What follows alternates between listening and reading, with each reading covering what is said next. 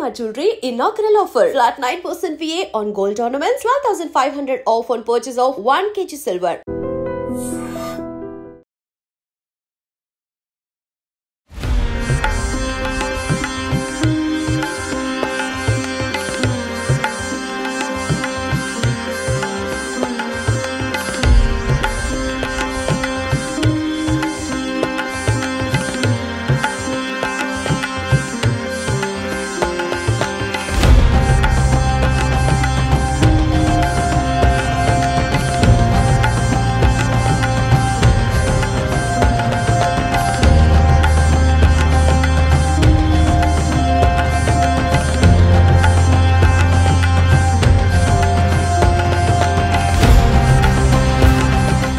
Hello యోస్, welcome to iDreams media.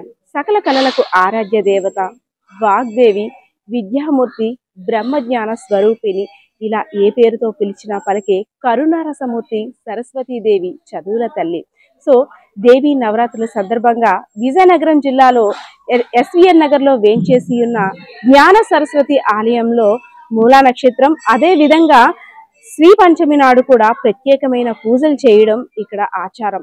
So ఎలాంటి సమస్యకైనా విద్యార్థులకి సంబంధించి ఆరోగ్య సమస్య కావచ్చు, అదే విధంగా చదివింది గుర్తుండటం లేదు, మా బిడ్డ ఎంత చదివినా సరిగ్గా రాయటం లేదంటూ తల్లిదండ్రులు సతమతమవుతుంటారు. సో అలాంటి వారి కోసం జ్ఞాన సరస్వతి ఆలయంలో ప్రత్యేక పూజలు నిర్వహిస్తే చాలు, తమ బిడ్డలకు విద్యా బుద్ధులు నేర్పించి అదేవిధంగా మంచి భవిష్యత్తుకు బాటలు వేస్తుంది జ్ఞాన సరస్వతి ఆలయంలో అమ్మవారు అంటూ ఇక్కడ చాలా మంది కూడా చెప్పుకుంటుంటారు.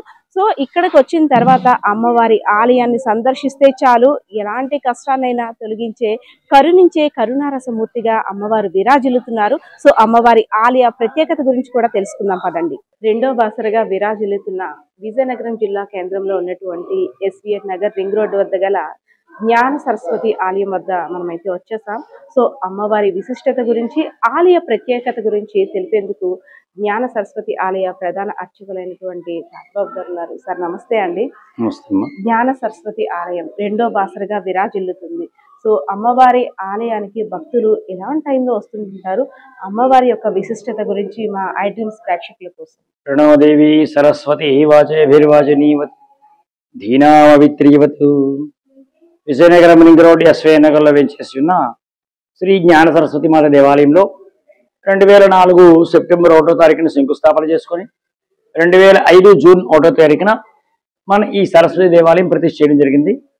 శంకుస్థాపన నుంచి ప్రతిష్ఠ వరకు సుమారు 9 నెలల 5 రోజుల్లో ఇంత ఆలయం ప్రతిష్ఠ చేయడం జరిగింది, నిర్మాణం చేయడం జరిగింది.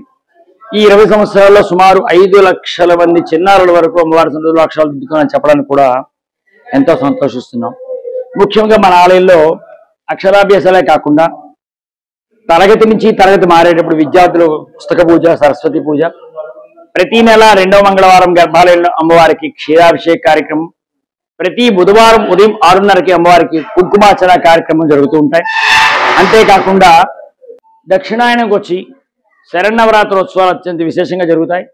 ఆ శరన్నవరాత్రోత్సవాల్లో ముఖ్యంగా మూలా నక్షత్రం అనగా రేపటి రోజు 29వ తారీఖు అమ్మవారి యొక్క జన్మ అవతారం కాబట్టి సుమారు 4000 నుంచి 5000 అక్షరాభ్యాసాల వరకు శారదా సేవా సంఘం వారు ఏర్పాటు చేయడం జరిగింది.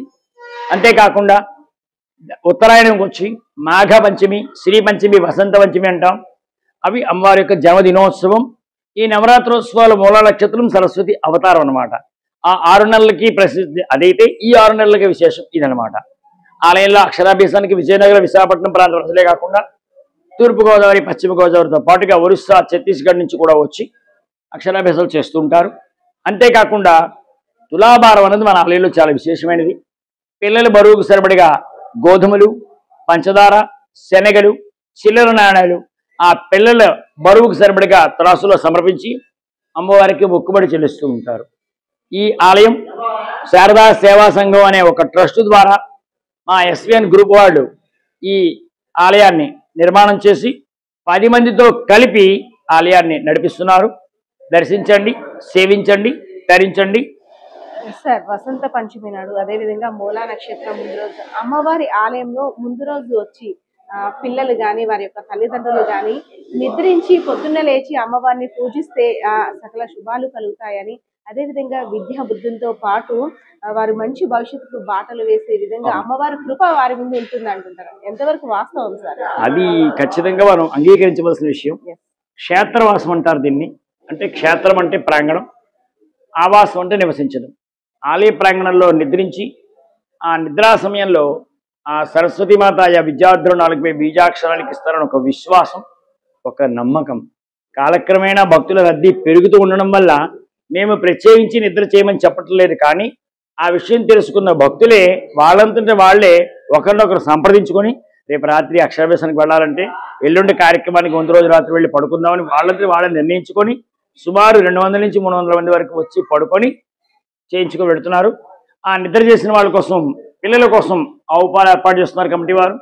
మూలా నక్షత్రం నాడు, శ్రీ పంచమి నాడు ఉదయం అల్పాహారం, మధ్యాహ్నం అన్నప్రసాదం కూడా మధ్యాహ్నం 4 గంటల వరకు కూడా ఉదయం 10 గంటల నుంచి కమిటీ వారు ఏర్పాటు చేస్తున్నారు. సరే, ఒక్కొక్క విద్యార్థికి అంటే చిన్నతనం ఒక్కొక్క విద్యార్థి ఒక్కొక్క ప్రాబ్లం ఫేస్ చేస్తుంటారు.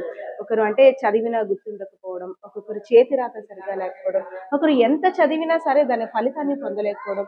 సో ఇలాంటి వారి కోసం ఇక్కడ అంటే పూజించే దేవతామూర్తుల విగ్రహాలు కూడా అనేకంగా ఉన్నాయి. సో ఎలాంటి వారు ఏ దేవతామూర్తి విగ్రహాన్ని పూజిస్తే వారు అనుకున్న కోరిక నెరవేరుతుంది, అదే విధంగా ఆ ప్రాబ్లం కి సొల్యూషన్ దొరుకుతుంది? అవునమ్మా, దాని గురించి మన ఆలయంలో ప్రత్యేకించి ధన్వంతరి సహిత సప్త మేధాగణాలను ఏర్పాటు చేయడం జరిగింది. ధన్వంతరి అనగా దేవతలందరికీ వైద్యుడు అనమాట. శారీరక రుగ్మతులు, మానసికమైన అనారోగ్యం ఉండేవాళ్ళందరూ అవి తొలగించుకోవడానికి దేవతా వైద్యుడైన ధన్వంతరిని పూజిస్తారు. అలాగే 2వ స్వామి గరుత్మంతుడు, మాతృదాస్య పరిపాలకుడిగా తల్లి మాట విని అమృతం తెచ్చిన మహానుభావుడు. మన పిల్లలు కూడా వినయ విధేయతలు క్రమశిక్షణతో నడుచుకోవడం కోసం గరుత్మంతుని ఏర్పాటు చేసుకున్నాం. ఇక 3వ స్వామి సరస్వతీమాతకి ఆచార్య స్వరూపం, జ్ఞానానందమయం దేవం నిర్మల స్ఫటికాకృతి ఆధారం సర్వ విద్యానం హయగ్రీవోపాస్మహే. అటువంటి చదువుల తల్లి అయిన సరస్వతీమాతకి ఆచార్యుడైన హయగ్రీవుని పూజించడం వల్ల వాక్కు, ఉచ్చారణ, మాట తీరు, భాషా పరిజ్ఞానం లభిస్తున్న ఒక విశ్వాసం. ఇలా ఒక్కొక్క దేవతామూర్తి ఒక్కొక్క ఫలితాన్ని పిల్లలకి ప్రసాదిస్తూ ఉంటారు. 4వ స్వామి తారా బృహస్పతి పిల్లల బుద్ధిని నడిపిస్తారు. 5వ స్వామి యోగాంజనేయ స్వామి అనుకున్న కార్యాలు నెరవేర్చడానికి, తర్వాత వ్యాస భగవాన్ చెప్పగా మహాభారతాలు లిఖించిన విద్యాగణపతి పిల్లల యొక్క వ్రాత దస్తూరి సమయపాలనకు, మేధా దక్షిణామూర్తి మేధాశక్తికి ఏకాగ్రతకు, చివరిగా కార్తికేయ స్వామి జ్ఞాపక శక్తి. ఈ అక్షరాభ్యాస సమయంలో ఈ 8 యొక్క దేవతామూర్తులను కూడా ఆ తల్లిదండ్రులు పిల్లల చేత చెప్పించి ఆ యొక్క పలకల మీద ఆవాహన చేసిన తర్వాత ఓం నమ శివాయ సిద్ధన్నమః శ్రీరామ అమ్మ అవ్వ అనే అక్షరాలు దిద్దించి ఆ పలకల పిల్లల యొక్క శిరస్సు మీద పెట్టి ఆలయం చుట్టూ ప్రదక్షిణ చేసుకుని దర్శిస్తూ ఉంటారు. ఓం సరస్వతి నమః. సార్, వసంత పంచమి నాడు అదే విధంగా మూలా నక్షత్రం ఆ రోజు అవకాశం లేని వారు అంటే ఒక భావనలో ఉంటారు. ఈ 2 రోజులే శుభప్రదమైనవి, పిల్లలకి అక్షరాభ్యాసం చెయ్యాలంటే ఈ 2 రోజుల్లోనే చేయించాలి, ఈ ఏడు తప్పిందంటే మళ్ళీ ఇంకా నెక్స్ట్ ఇయర్ వరకు వెయిట్ చేయాలి. సో భక్తుల మనోభావన ఈ విధంగా ఉంటుంది. మీ ఉద్దేశం ఏం కాదనట్లేదు, కానీ భావన వేరు, సాంప్రదాయం వేరు. సాంప్రదాయం వచ్చి 5వ సంవత్సరంలో అక్షరాభ్యాసం చెయ్యాలి అనేది ఒక ఆనవాయితీ. అంతకంటే పూర్వం చెప్పాలంటే 7వ సంవత్సరంలో అక్షరాభ్యాసం చేసి గురుకులాల్లో విడిచిపెట్టేవారు. ఇప్పుడు ఆ గురుకులాలు తగ్గాయి. 7వ సంవత్సరం దాకా మన పిల్లల్ని భరించడం కూడా తగ్గుతుంది. ఆ 7వ సంవత్సరం నుంచి 5వ సంవత్సరంలోకి వచ్చి ప్రస్తుతం అయితే 100 మంది పిల్లలు చేయిస్తుంటే మేము అందులో 95 మంది వరకు కూడా 2 సంవత్సరాల నుంచి 3 సంవత్సరాల లోపల చేయవలసి వస్తోంది. ఆ 5 ఏళ్లకు ఉండే జ్ఞాన సంపద ఈ 2.5 పిల్లలకు ఉండవని మనం అనుకుంటున్నాం, కానీ అంతకంటే రెట్టింపు ఉత్సాహంతో పిల్లలు పాల్గొంటున్నారు. 1, వాళ్ళకి క్రమశిక్షణ అలవాటు అవ్వాలి. 2, ఇంట్లో వాళ్ళకి పక్క వాళ్ళ సహవాసం, స్నేహితుల ప్రభావం, అక్కడ లేని చెప్పకూడని పలకకూడని మాటలన్నీ కూడా అలవాటు అవుతున్నాయి ఉద్దేశంతో కూడా 5 సంవత్సరాలు చేసిన అక్షర స్వీకార కార్యక్రమం కూడా 2.5-3 సంవత్సరాలు చేసి పంపించడం జరుగుతుంది. కానీ ఈ సంవత్సరంలో మూలా నక్షత్రం నాడు, శ్రీ పంచమి నాడే చెయ్యాలనే నియమం అయితే ఎక్కడా లేదు. మనం పిల్లలకి నక్షత్రాన్ని బట్టి ఏ రోజు చేసుకున్న అభ్యంతరం లేదు. ఒక విధానం అయితే ఆలయాల్లో చేసేటప్పుడు ఈ రోజు ఆ రోజు చేయాలనే నియమం అయితే ఎప్పుడు లేదు, నిస్సందేహంగా చేసుకోవచ్చు. అందులోని నవరాత్రోత్సవాల్లో కలశ స్థాపన చేసిన దగ్గర నుంచి విజయదశమి వరకు ఏ రోజు చేసుకున్నా, సంవత్సరంలో ఏ రోజు చేసుకున్నా ఆ పిల్లల భవిష్యత్తు అజరామరంగా ఉంటుంది. ఇటువంటి సందేహం అక్కర్లేదు. ఓం సరస్వతి నమః.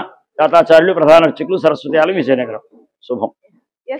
చూసారు కదా అమ్మవారి కృప, దయ. అదే విధంగా చిన్న పిల్లలకి అమ్మవారి ఆలయంలో ముందు రోజు నిద్రించి ఇక్కడ అమ్మవారికి పూజలు చేసి అక్షరాభ్యాసం చేయించుకున్నట్టయితే ఎలాంటి సత్ఫలితాలు ఇస్తాయో ప్రధాన అర్చకులు కూడా క్లియర్ గా చెప్పారు.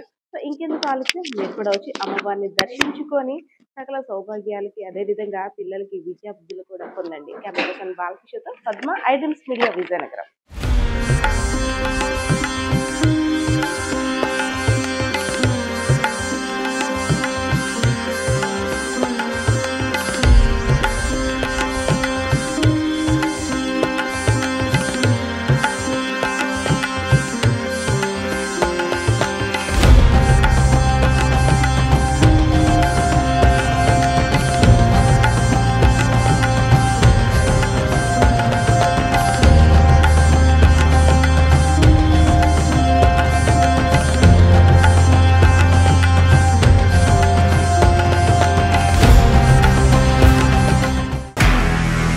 నిజంగా ప్రస్తుతం ఉన్నటువంటి సమాజం దేనికి ప్రయారిటీ ఇస్తుంది? ఆర్థిక సంబంధాల చుట్టూ మాత్రమే తిరుగుతుంది.